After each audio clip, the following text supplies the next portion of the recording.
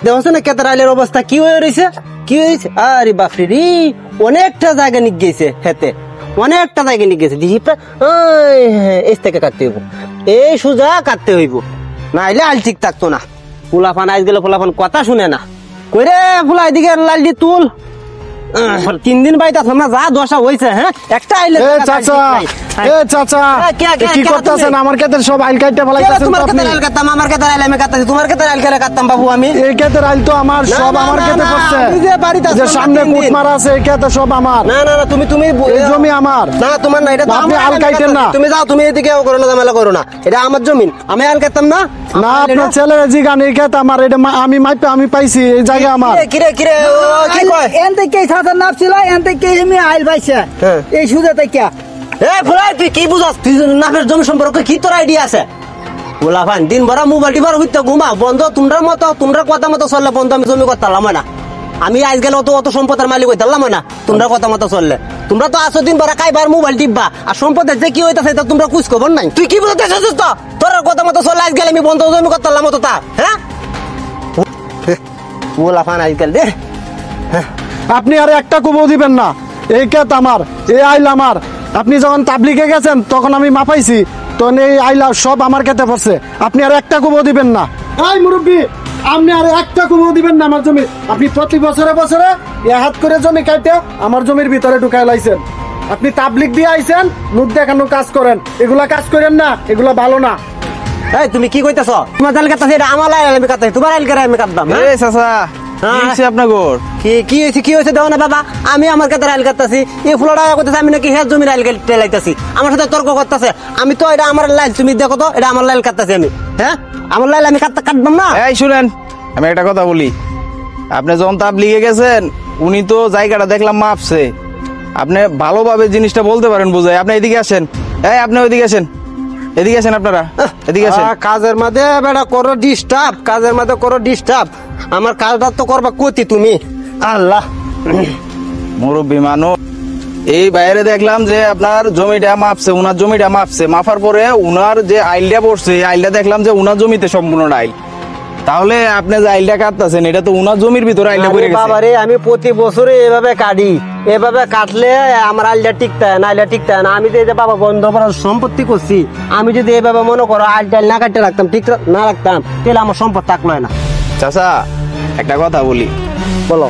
আপনার এখানে জায়গা কতটুকু? 4 শতাংশ। 4 শতাংশ। উনার কতটুকু আছে? 3.5 শতাংশ। আচ্ছা, আপনার এখানে 4 শতাংশ আছে, উনার এখানে 3.5 শতাংশ জায়গা। উনার কি 3.5 শতাংশ জায়গা আছে উনার এখানে? আরে বাবা রে, ওয়ার্ডটা যদি ওয়া না দেয়, ওয়ার্ডটা ও বুঝবো, আমার জমিটা আমি ঠিক মতো কুবায়া টুবায়া ঠিক মতো রাখা লাগতো না। চাচা বয়স হয়েছে, মারা যাবেন, আর বেশি দিন বাঁচতেন না। এইভাবে পরে জমি আইল ঠেলাইয়া আপনি যে সম্পদ বাড়াইতেছেন, এটা কি আপনি কবরে নিয়ে যাবেন? না কবর নিয়ে যাবেন, আমার ফুলাপান আছে, ফুলাপানে খাইবো। আপনার ফুলাপানও এত লোভ করে না, আপনি যে লোভ করতেছেন। আপনি তাবলিগ করেন, আপনি জামাত করেন, আপনি 5 ওয়াক্ত নামাজ পড়েন, এটা কি মানুষকে দেখানোর লাগে করেন? চাচা একটা কথা বলি, এই মাটির নিচে কিন্তু আপনারা যাইতে হইব, আর এই মাটি নিয়ে এত বেইমানি করা যায় না, বুঝছেন? আপনি যদি মানুষকে লোক দেখানোর লাগে নামাজ পড়েন, তাহলে এগুলো আপনার দ্বারাতে সম্ভব। আর যদি বলেন যে না আমি নামাজ পড়ি আল্লাহকে রাজি খুশি করার জন্য, তাহলে আপনি কোনোদিন এই কাজটা করতে পারবেন না চাচা। এখনো সময় আছে চাচা, ভালো হয়ে যান। মানুষের যেই জমিটা মানুষের কাছ থেকে নিচে নাইল টেলায়া, এই জমিটা মানুষেরটা মানুষের ফেরত দেন। আসলে বাবা বুঝছো, তুমি আমার চোখ খুলে দিয়েছো, আজ তুমি আমার চোখ খুলে দিয়েছো। আমি যে অতদিন পর যা অন্যায় অত্যাচার করছি এই মানুষের জমির উপরে, তুমি আজকে আমার চোখ খুলে দিয়েছো। আজ থেকে কারো জমিন লাইল আমি কাটবো না, এবং কারো ক্ষতি আমি করবো না। আমি বন্ধ আসবো না, ফুলাফানের সম্পদ ফুলাফান্ডে বুঝাইয়া দেবো। আজ থেকে আমি 5 ওয়াক্ত নামাজ পড়বো, আর খাবো, আর আল্লাহ বিল্লাহ করিব। আল্লাহ তুমি আমাকে মাফ করো। যে আসলে অর্থ সম্পদ মানুষের বড় কিছু না, মানুষের জ্ঞান বুদ্ধি থাকা উচিত। এই যে আমরা পড়ালেখা করছি না, বুঝি না, হ্যাঁ, এই দিনের দিন মানুষের সম্পদের উপর আমি জুলুম করছি, অন্যায় অত্যাচার করছি। আসলে আজকে আমি খুব অনুতপ্ত হয়েছি। না, আমি আর এই কাজ কোনোদিন করবো না। 5 ওয়াক্ত নামাজ পড়বো, আর খাবো, আর ফুলাফানের সম্পদ ফুলাফানে রাখলে রাখবো, না রাখলে নাই। আজ থেকে বাবা আমি বাদ দিলাম। আমি আপনার কথাটা শুনে আমি খুব খুশি হইলাম যে আপনি সঠিক একটা সিদ্ধান্ত নিছেন। এই ধন সম্পদ আপনি কবরস্থ নিয়ে যেতে পারবেন না, সম্পূর্ণ আপনার ছেলে মেয়ে আপনি মরলে পরে বেঁচে খায়া লাইতে পারে, নষ্ট করে দিব জুয়া খেলাইয়া। তাহলে এই সম্পদ দিয়ে কোনো দাম নাই। আপনি যে একটা সিদ্ধান্ত নিছেন, মহৎ একটা সিদ্ধান্ত নিছেন, এই মানুষের জমিন যে যতটুকু পাইবো ওনারটা ওনারে বুঝাই দেন, আপনারটা আপনি নেন। এটা আপনার জন্য পরকালের জন্য আপনার জন্য একটা উপকারিত হবে। আর আপনি যে এই যে মানুষে ঠগানোর কাজটা যে আপনি আজ থেকে মন থেকে বাদ দিছেন, এটা আল্লাহ পাকের কাছে মাফ চাইবেন, তওবা করবেন, দেখবেন আল্লাহ পাকও একদিন আপনাকে মাফ করে দিবে ইনশাআল্লাহ।